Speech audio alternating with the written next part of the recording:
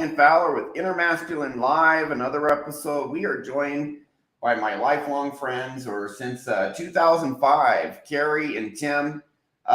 Tim has, since I knew him, we were business partners for a while, known each other a long time, but you become a hypnotherapist, Tim.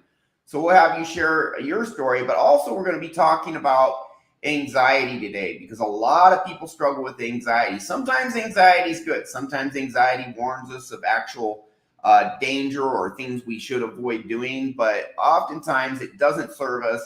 Carrie struggled with a lot of anxiety for a very large portion of her life, and we cleared it in just one session. At least the anxiety that doesn't serve her to a great degree, we cleared it. So she's going to share her story. So go ahead, Tim and Carrie, introduce yourselves.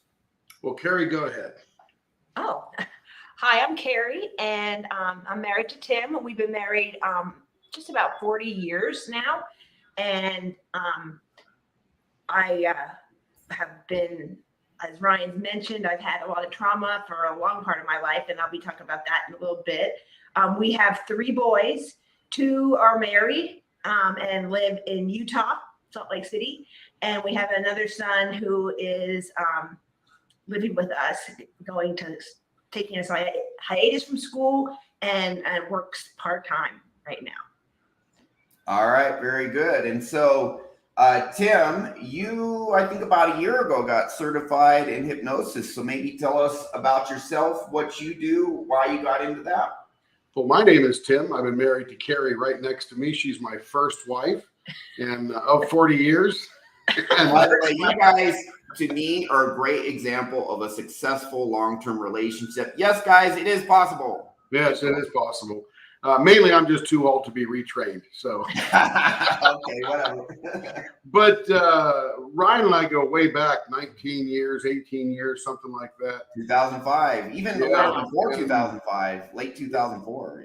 Yeah, late 2004, he moved to Salt Lake. But anyway, besides all that fun stuff, is I watched Ryan, and we'll probably talk about this later, in his toughest part of his life, where he was extremely intellectual, super smart, but super downtrodden with a lot of trauma.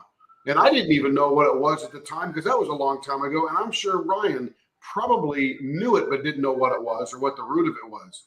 So Ryan and I separated business-wise probably about 2009. I think we were in business 4 or 5 years together. Yeah, but then I went on to do some other stuff, and I just hired on with Amazon in 2019, and we got together down in Texas, where I was training and he was living, and we had a steak. And I noticed that I was looking at a completely different man. I just thought, wow, who is this guy? I said, he's still got all the intellectual capabilities, still got the strong personality, but man, is it alive now. So we talked a lot about what he was doing and how he went through a narcissistic abuse recovery program. And I actually signed up for it that night. Not that I needed it, but I know friends that do, so I wanted to go through it and understand it. And then as we talked further, I learned that he was a hypnotist, and I said, man, I'm going to do that.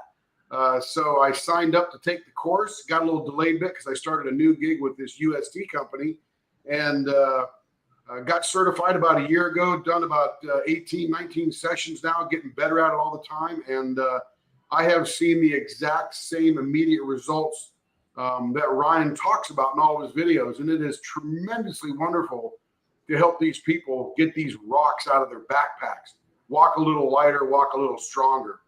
So that's a bit of my story. We'll get into more of me later, I'm sure, and more Carrie. It really is a methodology, and, I wish I could say I had a superpower no one else had, but really people can learn this. They do all the time. Tell them how much of a train wreck I was before. So I couldn't get on the roof. Remember? I was too scared to go on the roof to until noon sometimes, Yeah, our relationship was, in the business was, I'm more of an operational guy, sort of a front, talking to customers, walking them through things. Ryan's so dang smart that he's great on the backside, coming up with all of the solutions that we were offering. And I would arrive usually about 8 to 9 in the morning and get rolling, do emails, get client information, all that kind of stuff. And then Ryan would finally wake up about 2 or 2:30 or noon, or 3 or sometimes, whatever time it did was. I ever stay up till? Did I sleep until 3 sometimes? Sometimes. I thought it was like really long, but right, rarely sure was you it before noon. And I just thought, well, maybe he's a night clubber and likes to sleep in, and it was his business, so I didn't have anything to say about it. It was trauma and anxiety, man, and I was tired. I'd get 9-10 hours of sleep, still be tired. Yeah. And you never actually sleep. You just toss and turn a lot, and brain never shuts off and all that kind of stuff. So, but we were actually pretty dang successful through it all. I've always admired his intellect and his ability to process information like I can't do. Everybody's got their strengths, everybody has their weaknesses, and together we were a pretty strong team and really launched his asset protection to the next level. Yeah, I was the brains, you were the brawn, yeah. Sort of thing. Okay, so before we dive into the show, we're going to interview Carrie, Carrie, not Terry and Kim. So we're going to dive into all of that. But first, you guys can see on the green print under me the name InnerMasculine.com, free ebook. So let's talk about that really quick. If I can figure out how to, let's see. Oh, share screen. Hold on. Still a tiny bit new to this. All right, so there's a free ebook coming out. You can go to my website right here, InnerMasculine.com/free ebook, and you see it right in the upper right-hand corner here, free ebook. Get on the waiting list now, coming out in 2-3 weeks. How the subconscious mind works, why it keeps you stuck. A free guide, understand your anxiety, limiting beliefs, procrastination, and self-sabotaging. The first step to fixing yourself is awareness there's something wrong, and then understanding what exactly is going on deep down in your subconscious, because 95% of our behavior, this is facts, this is neuroscience, 95% of our behavior is dictated by our subconscious. You may have heard that, you can Google it, but so many people don't even know what a subconscious program is. They don't know how their subconscious does influence them. They don't know how the subconscious works. The father of modern psychotherapy, Carl Jung, said, until you make the subconscious conscious, it will direct your life and you will call it fate. Let's not do that. Let's actually figure out what's going on. So this is going to lay it all out for you. And just put in your email, get on the waiting list. You get this absolutely free. Now, I'm going to show you the table of contents real quick. If I can, well, it's not if, it's when. Let's see here.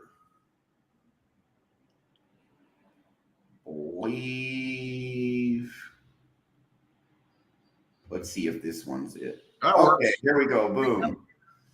All right. So as you can see, now we're showing you the blueprint, the fundamental mechanics of how your subconscious mind works, especially in connection with anything you want to do and you're stuck. You can't do it. You self-sabotage, you procrastinate, you have anxiety, keeps you from doing it. What's really going on? Why does our brain behave this way? So you can see the table of contents. You're going to get this all, no charge at all. You just go to the site, put in your email. When it's ready, you'll get it. It's 2-3 weeks. Our brain pursues the familiar, avoids the unfamiliar. Why? What's that about? Stronger brain modifier or behavior modifier. Our brain motivates us to pursue pleasure. Strongest of all, our brain motivates us to avoid pain, including emotional pain. Well, if it's just emotional pain, if it's just feelings, then why the heck do we just need to avoid, feeling crappy feelings if it doesn't affect our actual success or survival or any of that, not in the modern world. What's going on there? Our brain uses pleasure to cover pain. This is why people are addicted to drugs, alcohol, porn, video games, whatever, comfort food, and now they're way overweight. What's going on there? We're going to discuss that, how our subconscious programs develop. What is a subconscious program? How does it develop? Where does everything start? How it affects our behavior, how versus how our conscious mind and what we tell ourselves affects our behavior. How subconscious programs affect us as adults. In childhood, our subconscious is developing. How does it affect us as adults? Here's the 5 core traumas: toxic shame, not feeling good enough, not belonging or fitting in. You cannot get or keep or have what you want, unresolved anger, resentment, bitterness, rage. You don't feel safe. There's only 5 types of subconscious traumatic programs. You may have one of them. You may have, if you're very lucky, none. If you may have all 5 or 3, and they apply differently to different people. We're going to dive into what is that all about, how 4 of these 5 traumas actually trigger anxiety, and we're going to dive into anxiety today.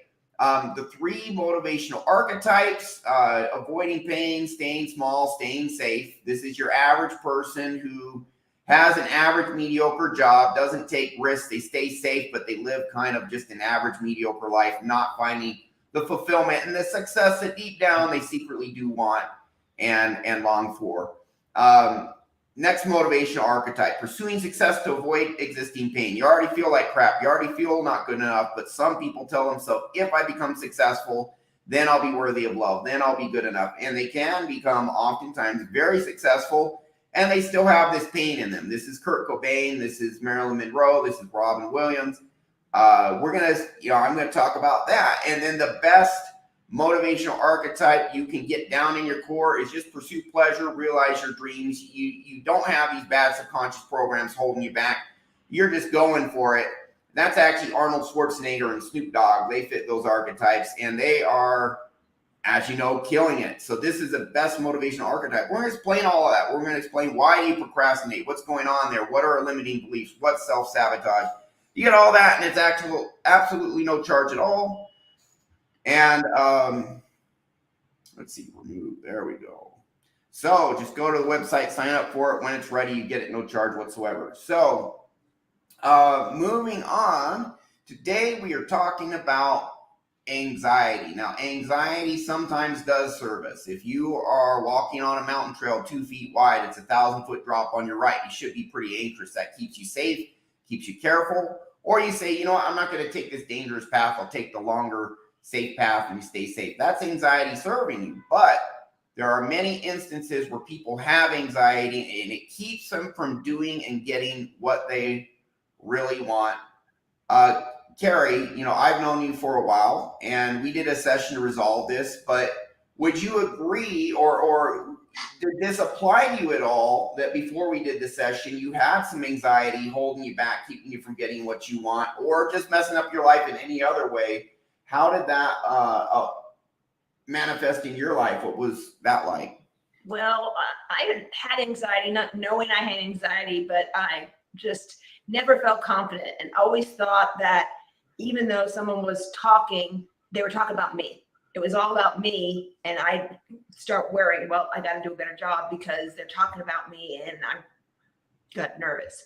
So, or some little answer would come, and I'd literally be on the ceiling, and Tim would have to peel me off because I was just like having anxiety. He goes, what are you worried about? Blah, blah, blah. Mm-hmm. So it was horrible. It was detrimental. I was very successful. I had management leadership roles in a lot of companies for, the last 30 something years, even since I was 18 years old. And I just wasn't confident enough. And I was just so worried. What's the client going to think? Oh, did I do a good enough job? And that was always there. And that stemmed from my childhood. But I didn't know that's what that was. I just thought that's just my personality. I just have anxiety and I'm nervous all the time. Yeah, and you've always been a very responsible person, a very hard worker. I always admired about you, just how you were that way, very reliable, kept your word, etc. So you mentioned your childhood. What do you think happened that led to this anxiety you struggled with for a long time? After we went through kind of our dive to the 5 before our session, there was a lot of things listed there, and I'm like, well, that's me. Yeah, that's me. Did you realize that was you before? No. Or was it a new realization? I had no idea what it was.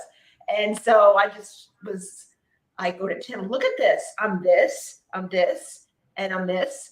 And he goes, well, fill out the form. I'm like, okay.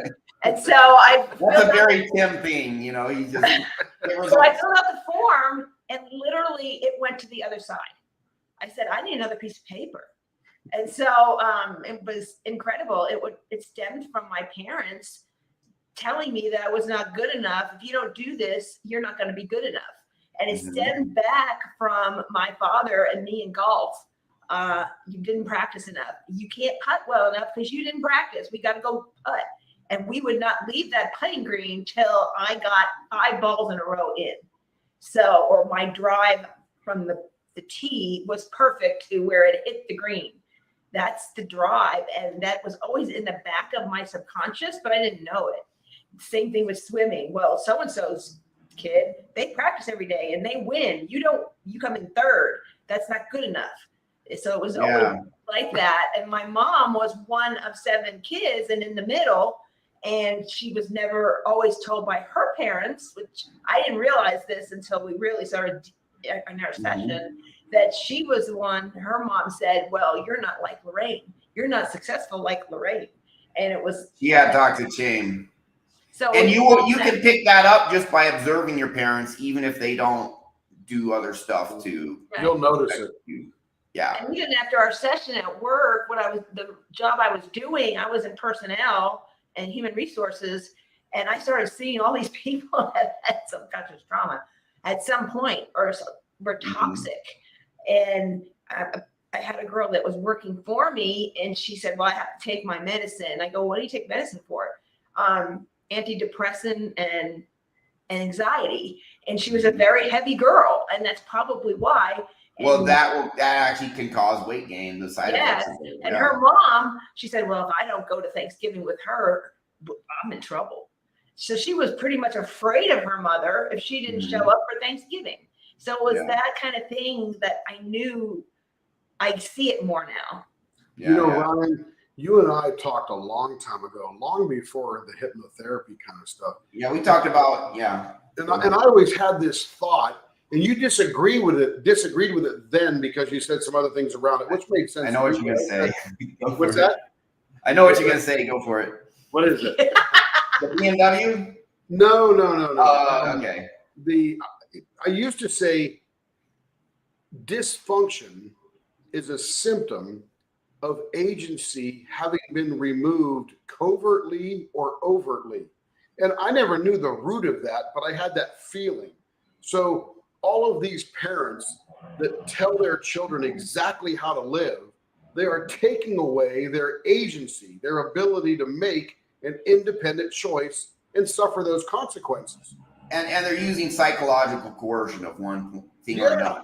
Yeah. So dysfunction. That is so true, because that's how it was with me. Even after my parents had passed, I still thought, oh, what are they going to think? They're past. They're gone.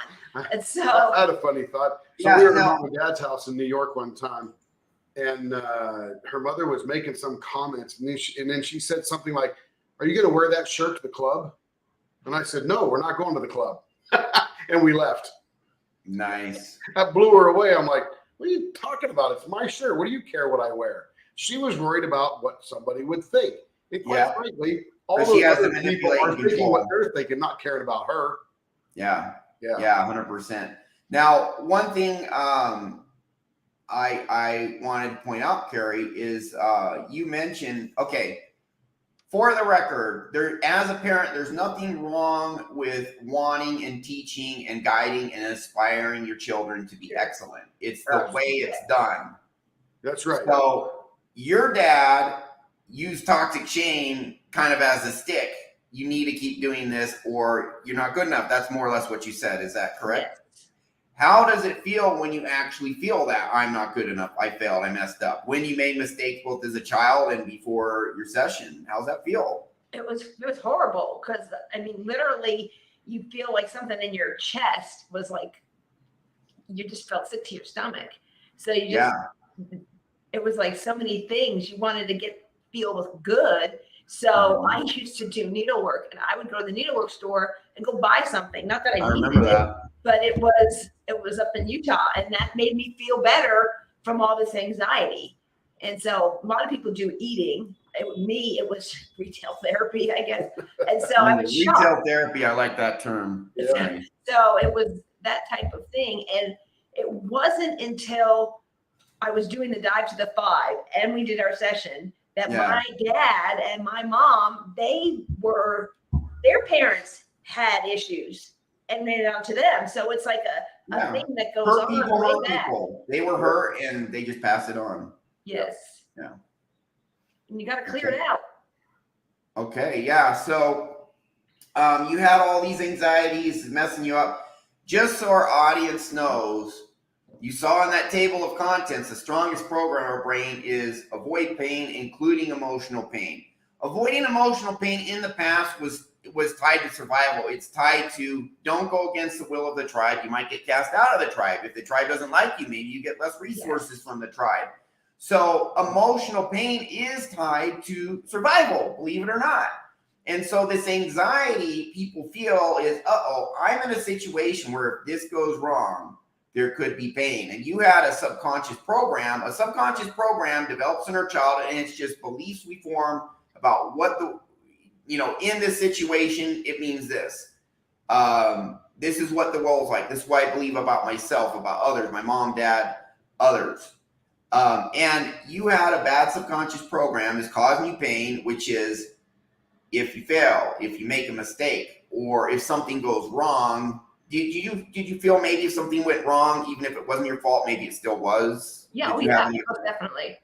And I got to finish the job, and I would work 14, 15 hours, and I didn't need to, but I felt I had to, or if that thing, you're not because if you don't, you got to keep hitting that ball. Yes. If you don't work 14, 15 hours and it's not good enough, you're going to feel terrible, like you said. I had a terrible time with time management, and I look at every evaluation at work that I had in the last 30 years, 20 years, and it's all time management. And that was because someone would come to me with something and I couldn't organize it, and I thought, I got to do this now because I'm going to get in trouble. And I got to do this now because I'm going to get in trouble. And that all stems reactionary, reacting to potential threats. Yes. Yep.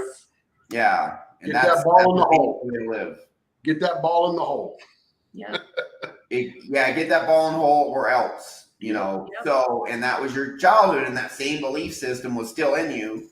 So anxiety, here's an example with Carrie. I got to do this to avoid pain. Or were there things you procrastinated to avoid pain? Your brain is like, if I do this and mess it up, is there going to be pain, or going to be pain if I don't do it? And did that cause anxiety, procrastination? Can you give any examples of that? Yes. And our schedules were due on Wednesday, end of day. And there I was, Wednesday, 4:00 in the afternoon, pounding away on the schedules when it should have been done 2 days ago. But I'm avoiding the pain of having to go do it. Yeah. And really any type of potential pain that our brain associates with specific event or situation, this is fight or flight. This is the ancient lizard part of your brain. Here's a situation, here's a threat of pain, potential, gives you anxiety. Even what's important is some people feel bad for not doing something. That pain for not doing something, like I didn't do this, I'm lazy, I'm a loser because I didn't do it. That pain gives you anxiety, which will make you want to avoid doing it. It's just, that's how this primitive part of our brain is. Here's a threat, give you anxiety, because in ancient times, if there was a threat, you should avoid doing it, So, anxiety, guys, is our brain based on bad subconscious programs. Sometimes there's anxiety, like I said, that's healthy. Hey, don't take that dangerous mountain trail. Or listen, if you do this, you will get in trouble. People will disapprove of you, and that's going to hurt your long-term benefit with certain groups, acceptance. So, hey, really don't do this. Some anxiety is good, but this anxiety clearly not serving you, Carrie. And so we did the Diet of the Five to give you all this awareness of what was in your subconscious so that we can then go in and surgically target it. We knew where it was. We knew what it was, so we can target it. So how was the session? What happened there? Oh, It was hardcore. It was pretty intense, right? It was intense. And I was kind of excited, but nervous. Yeah. I mean, we go all out. We go to the core. We go deep. We don't do surface level crap, man. That's not what we're about, So Tim was real excited for it. I was just like, oh gosh, what if I fail? What if we can't get it out? What if I fail again? What if I fail? Yeah, what if it doesn't work? Does that mean I'm hopeless? I'm not good enough? It's my fault that Ryan. What if I don't feel it? What if I don't and we did some basic stuff. And of course, She was my practice subject during hypnosis training. So I'm like, I don't see this light thing. And so after that, we were in the session and we were getting to some things and I'm just like, no, I'm not talking about that. No, I'm not doing it. And Ryan was relentless, and I'm not kidding, relentless. He goes, nope, we are getting this sucker out. I know it was worth it. I knew you'd thank me in the long run. Oh, yes, I do. Incredible. Yeah. And I'll explain our story and what's gone on since then. Sure. But it was a long session and we were in there and he's like, go talk to your dad again. And we went back and forth. And it was just like, and finally I said what I had been feeling all that time. And for 40 something years or long, actually, I knew you were holding back. That's why I kept pushing. And now it's just like, sometimes things get me, and you'll always have that. We're human beings, but I can go and sit and do something and come back and fix it myself. And I'm not for hours. It doesn't screw up the whole. You got the power now. You got power. Yeah. Yeah. And so, I'll just like, and then I'll go somewhere and come back and I'll tell Tim, hey, this, and this. And he's like, exactly. So, he doesn't have to pull me off the ceiling. I don't quite get there and I can control it, where before I could not control it. It would be going on for days and days. Wow. What was your anxiety 0 to 10 before, and just roughly, and then 0 to 10 now? What would you rate it before? It was like a 9. I mean, it would really get everything daily. Every little thing I did, I was worried, and like it would cause. And I'll tell you how I knew it was a 9 is when she would come home for 4 hours. All she would talk about was every single minute of her whole day, reviewing it ad infinitum. Oh, wow. Did I do this right? Did I do that right? Again. Yeah, it just wouldn't stop. Yeah, and he'd say, "Can you stop now?" I'm like, "Do you not love me?" So it's that was kind of what that was, and now it's totally different. And I was like I said, I was in personnel and HR, and in January, right after Christmas, I made the decision, which I never make a decision like this. I would take the pain and do it. I'm in this job. I'm going to do it until the next. Kills her. Yeah. And I made a decision. I went to Tim. I said, I'm stepping down. I'm going to go back to the digital area and just pick groceries, be a regular associate, no management, no leadership. Not that I couldn't do it. I said, I just don't want this pain. And I know where that pain stems from, and I'm not going to do it. And why did you step down now, whereas before it sounds like you wouldn't? I wouldn't. No, Ryan would not. She'd be afraid to step down. I would be afraid what people would think. Yeah. Anxiety. It's like your mom was afraid what people think. But now you know what? This job sucks. Shove it. And then I wouldn't do that. So I left and I said, hey, and I was talking to the market person and I said, hey, this is not getting better. And so I need to find a different position. And I basically told her that, and she helped me find a position. And I told her where I wanted to go. I said, I want to go to this store over here in West Edmond, Oklahoma. And that's the store I want to go to. I don't care what you put me at, cashier, whatever, until I can get to the role I want in that store. But I want to go there. And I told her, and she found it. I said, what about this store? Nope. I want that store. I don't want to stay in this store because people will still ask me the HR questions. But it was a very toxic environment store. Yeah, very toxic. The one you were in toxic already. The one you that didn't help. And some of the management was very toxic and causing even more. So to make that decision on my own, Tim was like, wow, you never would have done that before. You got out of that toxic environment. And so then what happened? Then I started doing that, and I got into what's called diamond painting, where it's kind of like paint by number, but you put these little glitzy drills on there. It was very similar to cross stitch, but it was easier. So I got into it, and I started seeing all these fancy pens and looking on Etsy, and I showed it to Tim. I said, hey, we could make these. You have a lathe. We could do this, and resin. And so we watched a couple videos. I said, let's use this business name we had. on the side, Leopard Leatherworks. Yep, And I'm doing let's that now, just start this business. And so he's like, okay, here's Carrie again with another home business. I mean, I did it all. I've done Tupperware, Mary Kay, you name any multi-level thing. I've done it and signed up and never did anything because I had that toxic shade. You signed up, but you couldn't pull the trigger after you signed up. Correct. Okay. So he's like, now? okay, she'll get a couple of pens and I can go play in the shop and get more tools and that would be it. But he started that February 20th of this year. Mm-hmm. And I went social media crazy because I know a lot about social media. I've been seeing the posts. And yeah, I click on Ryan. I'm like, okay, Ryan. That's what happens with me. But what's that, Ryan? I click on the link, but it's no longer live. No, it'll be another one. Just got to get back to the group and do another. All right, cool. Yeah. So we started doing that, and I reached out to a couple people, and I said, how do I sponsor an event and to show my pen? So they said, contact this girl. She's having an event next. So I did, and we've become very good friends. And she actually said, I didn't know what to do with your prize, but I just took it. And now we've done about $3,700 in 1 month of resin diamond painting pens. We have events. How many pens is that? About 80 or 90. So I'm in the garage now producing pens all night long. So I work my day job all day, do some stuff for Ryan now and again. And then I'm in the garage doing pens all weekend. Tim, you've always been a super, super, super hard worker. I've always admired that about you. So we have about 14 pending orders that he has to work on. And then I go, well, let me sell these other ones we have, and I'll just do a post, and I'll cross post it because I'm involved with a couple different groups. And so I cross posted it the other day, and we got, I spent all day Monday doing about 10 invoices. Yeah, it's insane. And we go live, and not a lot of the other turners that do this on Etsy go live, and we go live. And yesterday people were messaging, when are you going live?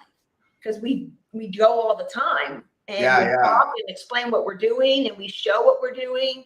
And I actually, which I never would have done, reached out to a YouTuber who has about 5,000, 6,000 views. And I said, hey, I'd like to sponsor your event. I'll send you a pen. What's your address? And so you're pulling the trigger now. Yeah. Mike, that's a good point. Awesome. Taking life into your own hands. Thank you, Mike, for that comment. But the reality is Carrie always has lots of energy, and she always has lots of excitement. And like Ryan said, is reliable, is hardworking, all those good traits. And she would sign up for Pampered Chef. And I'm telling you, before the end of the week, before she had her first party, she was already a multimillionaire in Pampered Chef, standing on the stage getting some award, and then never had the first party. It just didn't go. And this time she just went nuts, and it is rolling probably harder than I wanted to. And it's very, and so I reached out to this YouTuber who had a lot of views. I forget how many she had, like 8,000. She got 8,700 followers. So, and she's very well known in the diamond painting community on YouTube. And she pulled out the pen and went, this is like pen I've ever seen before. This is incredible. And I had my business card, and she talked about it at the end of the video. She kept talking about it. And so then all of a sudden I was driving to work 6 a.m, and I just kind of went to the website, and we went from 102 the night before, and we were at like 189. Nice. Where are you at now? We're at 246. Yeah, so the group is continuing to grow. Let me just make sure we get this right. Before, because of your anxiety, you would want to do this, but you maybe sign up and then nosedive. What's the anxiety at now? Like a 3 out of 10 when you have new challenges, 5, 6, 2 to 3, and then just to say a 9 now, a 2 or 3. Is that right? Yeah, 2 to 3 from a 9. Yes, and this is not another like multi-level marketing thing. This is your own business. My own business. I came up with the idea to do it. I came up with, I talked to Tim about it, And I said, what should we call it? He goes, well, we have this leopard leatherworks, because I think he thought it would not go anywhere. So Wow. it's gone like crazy. And I'm sure a lot of people wonder, like, why is it leopard leatherworks? I go, we had the business name and we just took it and here we are. It And kind of rolls off your tongue, you know. Leopard, we actually, somebody just made a graphic, one of the events, and did a whole thing for us, and it's gone crazy. So it will get bigger and pretty much out of hand in no time, Yeah. which is good. Yeah, we just. But and I don't agree, and I can't tell Carrie what's in her head or subconscious, but I personally, from just viewing, I wouldn't say her anxiety that doesn't serve her is at a 2 or 3.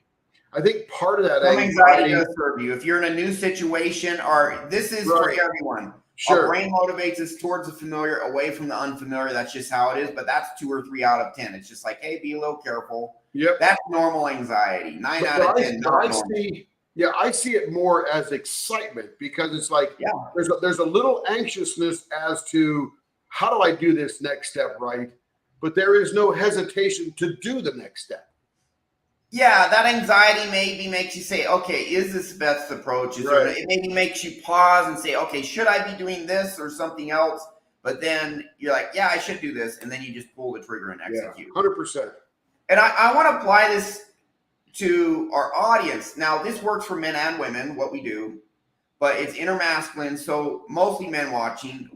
With men, you know, a lot of men watching this are in communities based on self-improvement, based on get physically fit, get a successful career, learn how to attract women, but also navigate relationships with women successfully, you know, education, whatever. And if you guys notice, man, I want to do this, and this, but I feel this anxiety, or I feel this resistance, or I'm procrastinating, or I feel limited, or, you know, I'm not good enough, or I don't feel I could do it if I try. I maybe feel, you know, I'll try and it'll just fall apart. I won't get there. I don't really believe in myself. All of this is, you can't pull a trigger because of subconscious trauma.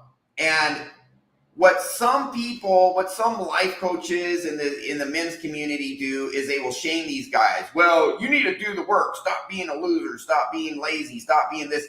That, I'm lazy. I'm a loser. I'm not good enough because I'm not doing this. I'm just a bum. That is adding to the pain already in you that makes your brain not want to do it. It is more toxic shame used as a motivator. Yep. So you never, guys, if you criticize yourself because you're not able to do it, it gives you more. You can't do it because your brain wants you to avoid pain. That's how our brain is neurologically wired. If you give yourself more pain and beat yourself up, it causes more pain. It makes your brain resist it even more. So forgive yourself, mitigate the pain, focus on the pleasure. You know, number one, you know, let's go in and fix your subconscious.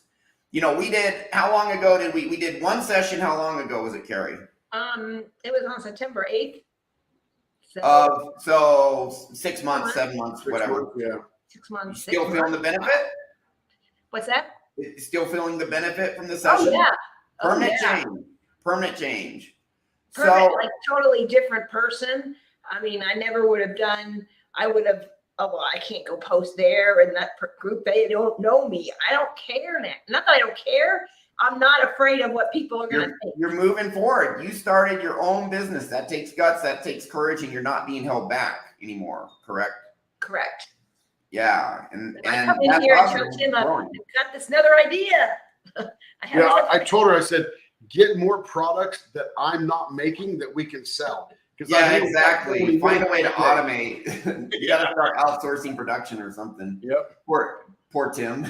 I got him working. What's that? I got him working. Yeah, man. I wanted to play with power tools. I got power tools. We went and bought a bandsaw because I needed to cut up make some pens shorter. And so nothing like buying more tools. More tools. I love to see where you are in like 2 or 3 years. Like 5 years from now, you can have like a freaking factory. Well, there was a new cruise ship that's coming out in next year. And so I wanted to go on it. So I reached out to my travel agent. I'm like, hey, November of 2024. And they said, well, it's $500 deposit. I had enough in the business is paying for it. Mhm. My business, not my regular job, my side business. We have a business meeting on the cruise. Yeah. And correct me if I'm wrong, because I know how this was with me. Tim, you saw me with my anxiety when I had it long ago. Doesn't it just burn up a ton of energy trying to overcome this anxiety? You don't have to do that anymore. Now this energy is focused towards being productive, kicking some butt. That's you, Ryan. I can tell you're not sitting around sleeping 10 hours a day and doing nothing. No, I got up at 6:45 a.m. I got my 6 down, then I got to get going. Got a lot to do. Yeah. How does it feel now that you're actually pursuing and doing what you want and not being held back? How cool is that for you? That's awesome. I just wake up every day like, wow. And look, we have this many followers and they want us for all these events. And this YouTuber sent me her events for the year and said, I want you to design a pen for this event. I want you to sponsor it. And that's pretty much the rest of the year and into next year.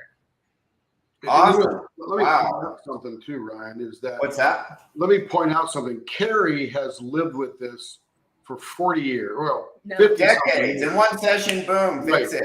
This And is I've power. lived This is with a it. superpower. I've That's why you're a hypnotist now. Right. I've lived with her for 40 years and never knew the name of it. I just knew that it was a dysfunctional behavior. It was the same thing with you when you were in your crippling times back there, in Utah when we were together, is that you were crippled. I had no clue why. Yeah. You know, me neither. Back then, now I we're kind of putting, did a little, but not really. Yeah, you knew you were depressed. You knew you were having issues. You went to psychotherapy. I knew my childhood had a lot to do with it, but yeah, but I didn't know exactly what. But we didn't know all the names, and we didn't know how to dive deep and all that kind of stuff. And now that this thing has a name, Carrie often thinks, "Geez, Tim, you've been living like this for 60 years. That's not fair." Yeah. Because now she's free. And I'm like, I mean, I got whatever issues I have, which I don't really know. They're not debilitating, but for her, she just unlocked the cage and she's just running free now. And he couldn't and not that he couldn't understand, but he didn't know what it was that was making me, why can't you just get over it? And I just can't past it. You can't do it. You could probably agree with that, Ryan. You can't do it. Oh, 100%. Well, here's the thing is I've always viewed Tim as having a pretty good, naturally from his whole life, a pretty good internal world. And Tim, that's why you've always been able to pull the trigger. I mean, you had a good upbringing. I mean, I can just tell. I mean, Tim's a great guy, but there are people out there who don't struggle like Carrie and I have struggled, and they're like, why can't you do it? What's your problem? Because for their frame of reference, all this stuff we struggle with doesn't exist. They've never experienced it. Correct. And so you will see like these life coaches or these podcasters on YouTube that are, trying to coach these men, and they're like, why don't you just do the work? Why don't you just do it? And it's like, you guys are so ignorant. You guys are so ignorant. For people who have had traumatic, some of this trauma is so covert, you don't even know you had a traumatic childhood. Correct. You're just like, what's wrong with me? Why can't I must just be a loser. Why can't I do the work? There must be something wrong with me. It's like subconscious trauma, and people who have this trauma can go their whole life struggling with all sorts of stuff. And then there's other people who had good upbringings, and they're like, what's the deal with these dudes? What's their problem? It's not that hard. You just do it. They just must be losers. And it's like, no, this is a real thing. You can't just say some magic words to yourself, say, hey, screw this, I'm going to be awesome now, and then just decide to be awesome. It's like, that's not how your subconscious works. This stuff gets down in you, and trauma is not just resolved by wishful thinking or just by saying, oh, okay, I'm going to be awesome now, and then you go out and be awesome. That's not how it works. No. We got to go in and we got to fix this stuff. Now, there's different ways to fix it. I did psychotherapy, 100 sessions for 15 years. Did it help? Yeah. It didn't help with my anxiety at all. It helped with about 60% of my depression, but it took so long. Yep. And now we have a method where it doesn't have to take long. You may still have to do things, self-hypnosis, hypnosis, self-talk, all that for a while, but it's like this one issue, one session gone. Now 2 more issues, 1 session gone, or down 60% or 50%, and then another 2 sessions, and then that's gone. You can be knocking down serious issues in 1, 2, 3 sessions. You don't have to go to a year or 2 years, 3 years of therapy to get it halfway gone. You can get it mostly or all the way gone very quickly, and then you're on to the next thing, and then you're on to the next thing, clearing more and more. Your life is just improving, getting better and better. And, you know, that's been my experience and the experience of my clients. And it's great, man. It really is. So Ryan, you just said something I don't want to let go by the wayside. Okay. You said that you've had this your whole life, right? And that was in that phrase you had, perfectly put. Mm-hmm. And I want to add to that, and it does not go away. It doesn't wear down. It doesn't wear out. It doesn't get old. It is there like you were a baby until you are dead. Yeah, if you don't change it. Yeah, unless you get in there and remove this trauma, it does not go away. It can't. It will not. Yeah, and a few episodes back, it was the second episode on trauma in your body that I did on this broadcast, and we played, this video clip by this neuroscientist or psychologist, and they did this huge study with 17,000 sample size, and they found out people with childhood trauma, 50 years later, they would get all these diseases, and the people with severe childhood trauma, on average, would have a lifespan 20 years shorter, almost 20 years shorter than the average person because of their childhood trauma that never got resolved. And then 50 years later, now they have cancer and everything, and they're dying almost 20 years younger than the average person. Yes. That trauma was there unresolved their whole life, and it just tore their life apart. It wears them down. It wears your body out. Yeah, it'll stay there stuck. Now, some lesser traumas you may be able to fix on your own with cognitive therapy or self-talk, but the larger, stronger stuff, and you may not think it's that strong or whatever, you may not have that awareness yet. And again, maybe it is just moderate or mild or whatever. Get rid of it. Even if it's mild, you've been struggling with this mild thing for your whole life, get rid of it. Now it's gone. Why not? Why not?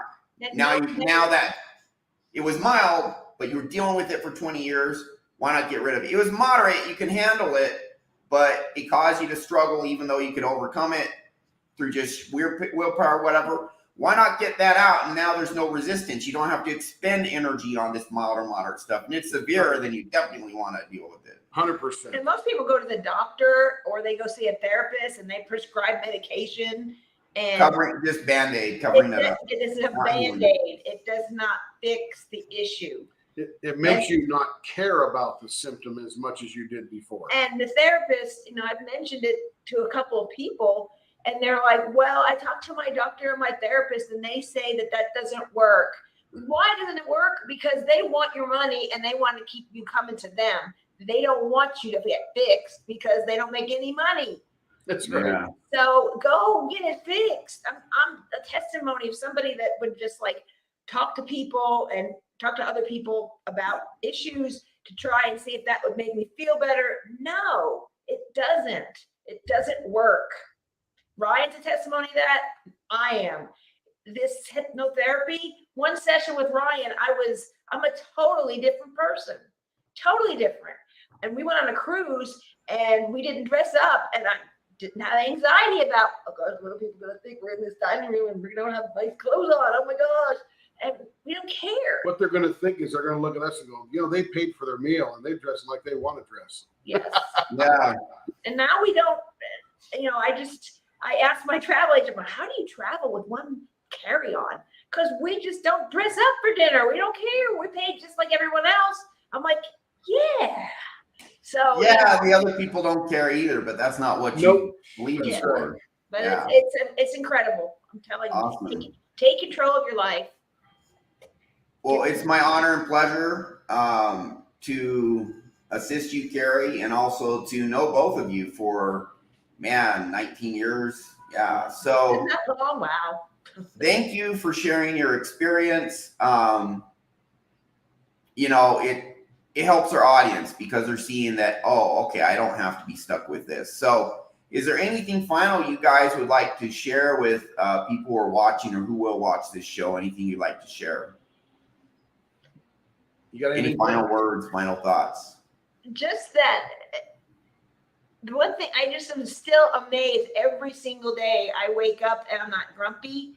I'm not like, oh, and it's just, I feel great about what am I going to do to take on the day and how am I going to get this done? And you're pursuing pleasure now. How can I increase my business? Because my goal is to come home full time and do this.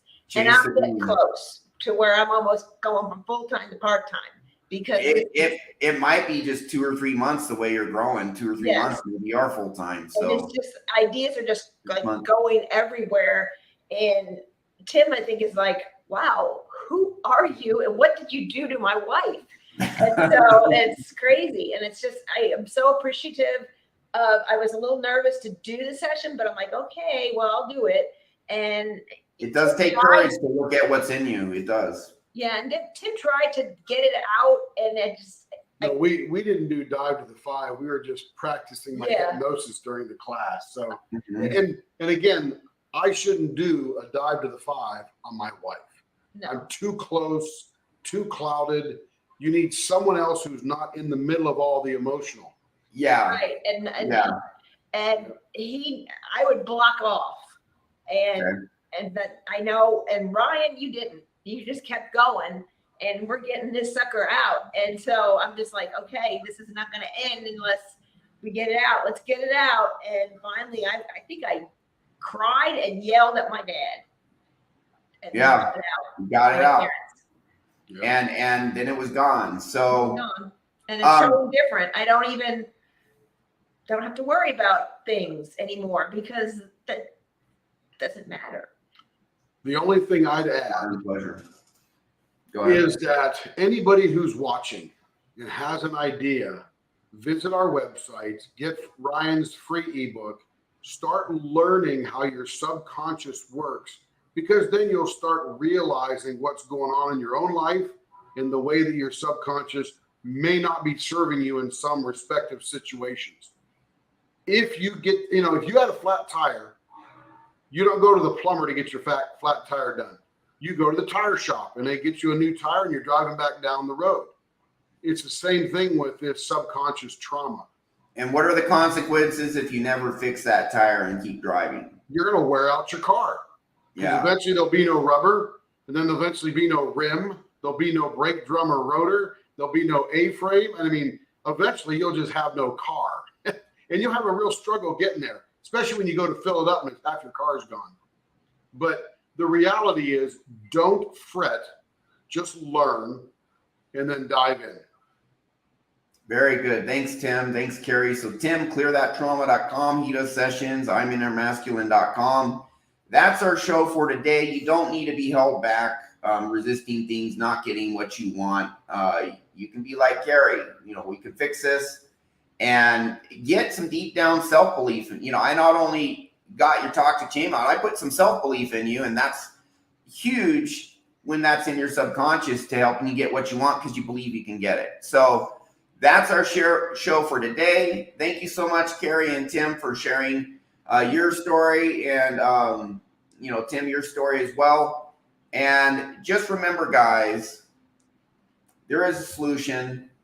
Don't need to be stuck. You got to do some work. Is it worth it? Absolutely. And you do have more power than you know.